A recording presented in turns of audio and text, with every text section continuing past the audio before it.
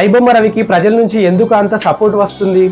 ఎందుకంటే సామాన్యుడి ఎంటర్టైన్మెంట్ స్వాతంత్రం కోసం పోరాడిండు కాబట్టి.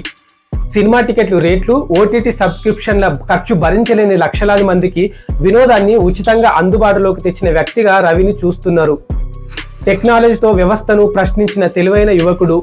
చిన్న కరేబియన్ దీవుల నుండి దాదాపు 110 డొమైన్లను మార్చుకుంటూ సాంకేతికంగా పెద్ద సినీ పరిశ్రమకే సవాలు విసిరిన అతని టెక్నికల్ నైపుణ్యానికి, ధైర్యానికి యువత గొప్పగా భావిస్తున్నారు. కోట్ల రెమ్యునరేషన్లను తీసుకునే హీరోలు, అధిక ధరలు వసూలు చేసే నిర్మాతల పద్ధతులపై మధ్యతరగతిలో ఉన్న కోపాన్ని రవి చర్యలు ప్రతిబింబిస్తున్నాయని భావిస్తున్నారు. ధనవంతుల కోసం నెట్ఫ్లిక్స్, అమెజాన్ ప్రైమ్ ఉంటే పేదల కోసం ఐబొమ్మ ఉంది అనే అభిప్రాయం యువతలో ఉంది. సినీ పరిశ్రమకు నష్టం కలిగించడం ద్వారా దాని అధికారాన్ని ప్రశ్నించిన ఒక రాబిన్ హుడ్ గా రవిని కొందరు కీర్తిస్తున్నారు. ఐబొమ్మ వెబ్సైట్ అందించిన హెచ్డి క్వాలిటీ మిలియన్ల మంది యూజర్లను ఆకర్షితులయ్యేటట్టు చేసింది.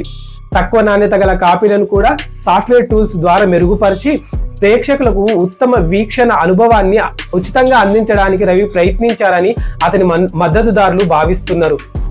ఐబొమ్మ రవి అరెస్ట్ చట్టానికి విజయం కావచ్చు, కానీ ఒక సామాన్యుడు యువకుడికి లక్షలాది మంది ప్రజలు మద్దతు ఇవ్వడం అనేది సినీ పరిశ్రమ మరియు యువత ఆకాంక్షల మధ్య ఉన్న పెద్ద అంతరాన్ని స్పష్టం చేస్తోంది.